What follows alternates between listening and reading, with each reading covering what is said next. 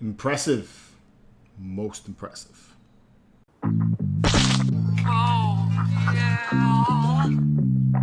What's up, my friends and fellow collectors alike? We are going to be doing an unboxing today. This time, though, I'm not doing a statue. I'm doing the 1/4 scale Darth Vader Hot Toys figure.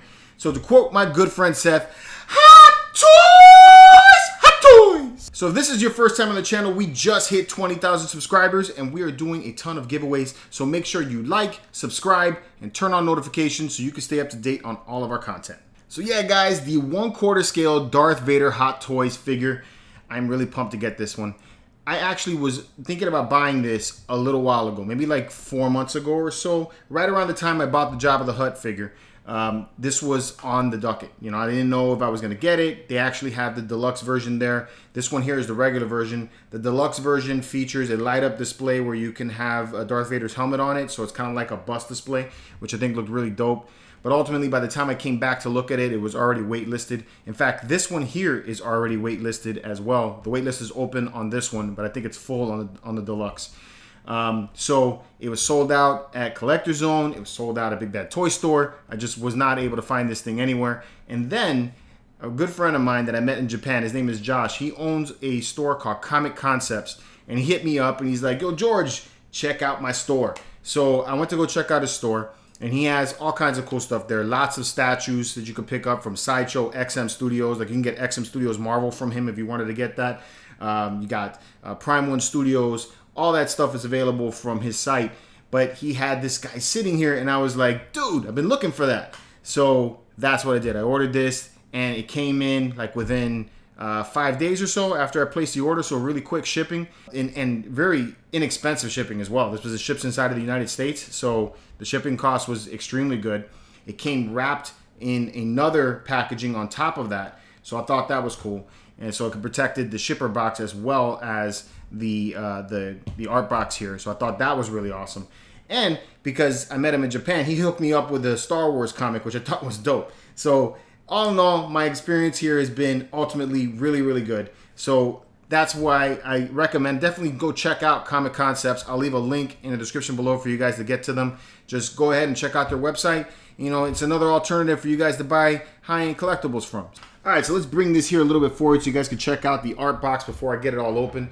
It's got a very nice art box, man. I do love the way this looks. I like it better than what I've seen from most statue boxes that I get from Star Wars. It's all black, obviously. You have some areas that have gloss in it and everything. I love that they have the Darth Vader helmet right here, and it's kind of like raised, so you can see that it's 3D on it, so I think that's really cool. And you move around to the side, and it's got more gray and black right there. It says Star Wars Darth Vader 1/4 scale here on the side. All right, and this is a very hard box, so I'm pretty sure this figure is going to look really cool. It's really protected. And then on the back it says Star Wars, Hot Toys, a lot of disclaimers back there, 1/4 scale, which looks good. Darth Vader here on the side. So that's it. So let's get it out of the box and see what's inside. Now that we got the cover off, you can see that there is this slip cover here with Sebastian Shaw, who played Anakin Skywalker in Return of the Jedi, because this is the version from Return of the Jedi. So let's move that over there. Move this off to the side, and there is the figure. It is very well protected. Wow.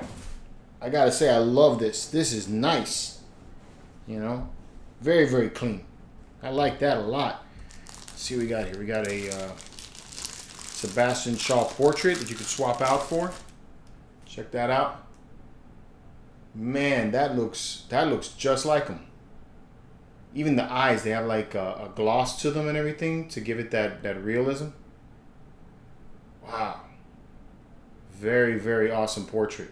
And then it could pop right in on the key in the head, looks like, and got all the scarring and everything. Really, really well done. Alright, so before we actually get to looking at Vader, let's just look at all the accessories. A whole bunch of different hands that you can pick from.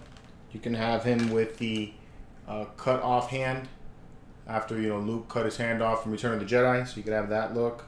And you got a hand here doing some kind of force stuff, force choke maybe. Got another hand, looks like for like a force push. You got that pointing finger, if you will not be turned, you know, that kind of thing.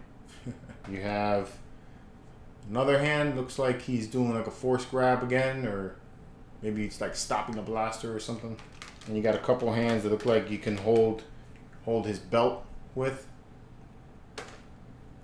One over here with the fist. Alright. And you got the opposite hand for the belt holding pose. Standard pose. There's a base display that you can put together. And I believe this lights up, if I'm not mistaken. And I might be mistaken. This may not light up, but I'll have to check it out. So you have that. It says Darth Vader here on the front, which looks cool. This is plastic. Definitely plastic. So it's nice, but it doesn't have that sense of quality that you would get out of maybe a statue base or something. And then here's the other part of the base. Also made of plastic, but I like that together it gives you kind of like a raised display, so you can have this unique pedestal to it, which I think looks good. All right, you have his lightsaber, the Return of the Jedi style lightsaber, and it's got a little hook right there, little clamp there. You could holster to his belt, I imagine. So that looks really nice. I love the way that looks. Really good job. And then you got the option to swap that out with the wand version, so it makes it look like he's swinging the blade. Other than that, you got a couple of mechanized arms here. A clamp piece here right there, and I think it's just part of the base itself. And you get some batteries, which I'm going to have to figure out where those go. I'm going to have to read the instructions. Alright, and then last, let me give you a quick glimpse of Vader before we actually take him out and start to just see what he can do. This is huge. Holy cow, man. Look at the size of my hand compared to this figure. This is a big freaking figure, man. Woo! Looks cool, though. Really loving the look of the helmet. It's got all of the details that I would come to expect from the helmet itself. I love that they have the two colors going on here like it's supposed to be, so it's not just all one shiny black. On this side, it's got more of a I don't know, off black or something. It's kind of like a charcoal, like a really dark charcoal, but on this side it's like a darker black, so it's very accurate to the movie. Very, very cool. Alright, so now that I've made a fantastic mess in my room of box parts, let's talk about this figure. It is a phenomenal looking piece. It's huge. This is a big freaking figure. I really like the way it looks. The detail that they put into it and everything is amazing. The fabric feels legit. Feels very movie-like. Even though I've never been on the movie, so I wouldn't know what that looks like exactly. The materials they use here is some kind of a pleather, I think, here for the pants. Some ABS plastic probably for the armor parts. And then cloth on the cape. I don't know what this is, but the felt on it and everything just feels very amazing. It's got some light up features to it. You can see here in the chest, and then in the belt there's some light up features there as well. They take these stupid small batteries. I mean, it was a chore, to say the least. Lightsaber lights up also, so you can see how that looks. I think with the lights, kind of hard to tell. I'd probably take a couple shots for you guys to see what it looks like in the dark, but it does light up pretty nicely. And then there's 3 AAA batteries inside of the base. Here's what the base looks like when it's all put together. And then this lights up, and you can see that you got a light up here at the top, and then a light up here on the bottom. So the base is cool, but it does add a lot of height to the statue, or to the statue. I call it a statue because it looks so big, to the figure. So the figure itself stands about 19 inches tall. Okay, but then when you take and put him on this base, and you can see that he's so much taller, so now it's 25 inches tall.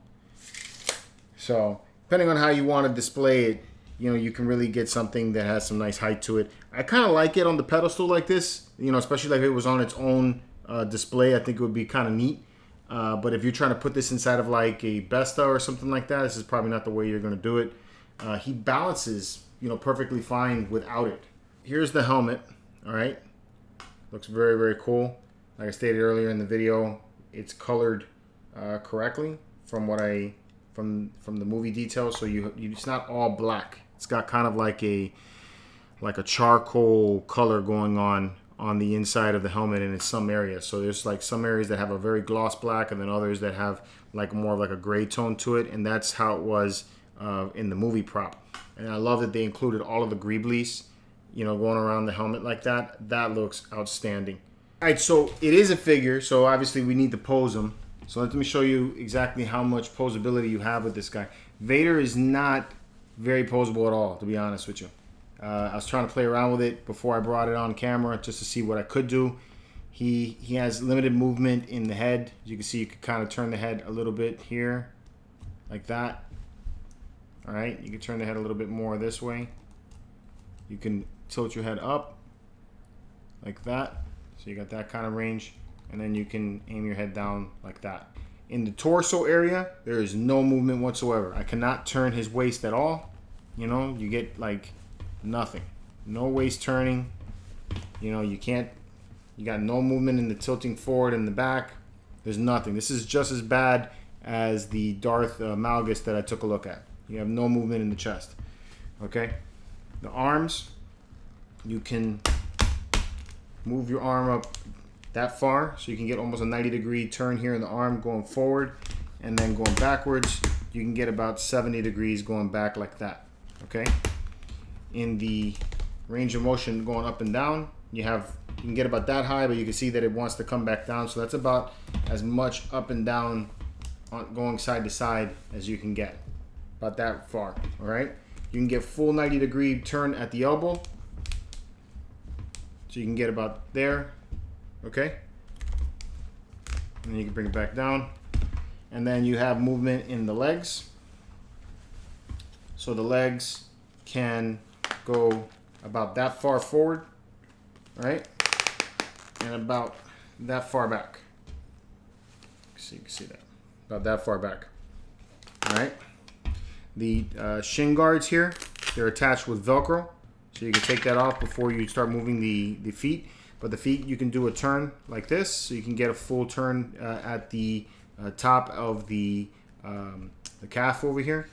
And then in the ankle, you can tilt forward like that, and you can tilt back like that, and you can get a little side-to-side action. All right? And that's about it. And then when you get done with that, you could just take and Velcro this guy back into place, and then it's like it never came off. And that's really it for the range of motion with Vader. You don't have much more motion than that. But then again, you know, it is Vader. Darth Vader doesn't have a lot of movement to begin with, so it's not a character that I would have him in wildly dynamic poses. So speaking of poses, let's see what kind of poses we can get Vader in. Let's get to it. Strike the pose. There's nothing to it. All right, there's pose 1, the Force choke pose. You know, standard for Darth Vader. Can't, you know, pretty much iconic right here. So I like that. I was able to get it into that pose pretty easily. You can see here he's basically stable as hell. Look at this. I'm hitting the table really hard right now, and he's not even moving, so that's cool. All right, and then we got him in the belt holding pose. This is another iconic pose of Darth Vader, which I think came out good. So far, I'm really digging that everything seems to fit, that I can get some iconic poses. And that is really what I was looking forward to on this one. I'm not expecting to get any dynamic poses, like I said, but you know, having something iconic from the movie, I think, is going to work out great. All right, there's a little bit more of a battle stance. That one was a little harder to get into. He doesn't, like I said, because of how stiff he is, and there's no movement in the chest and the waist and everything, it does have a little bit of a balancing issue when you try to get him in some kind of a battle pose like this. But this one seemed to work okay. So he's stable, like he's sitting right now. And I like how he has the lightsaber in hand. You can have him feeling like he's like gripping it, you know. So that's kind of cool. So that came out pretty good. All right, and the last pose I'm putting him in for right now, just to give you guys an idea of what the wand effect will do, is you can have him looking like he's swinging the lightsaber, right? So it gives it that motion. This lights up pretty well. And it looks awesome, in my opinion. I'm just really scared of the pose because once you put him in these type of poses, right here in the ankles and in the knee, it gets a little bit loose. So I had to kind of maneuver him a little bit just to keep him stable like this. Not the way that I would pose him in my room, but still, I think it's kind of cool that you have that option. So guys, this is a really hard to beat figure. This is very, very cool. I've never seen a 1/4 scale figure in person like this, other than an Iron Man behind glass. But now seeing this thing in person, I gotta say this thing is slamming. I'm really happy that I have this one in my collection right now. So as always, I'm interested to hear what you guys think. Let me know in the comments below. And until next time, keep it marvelous.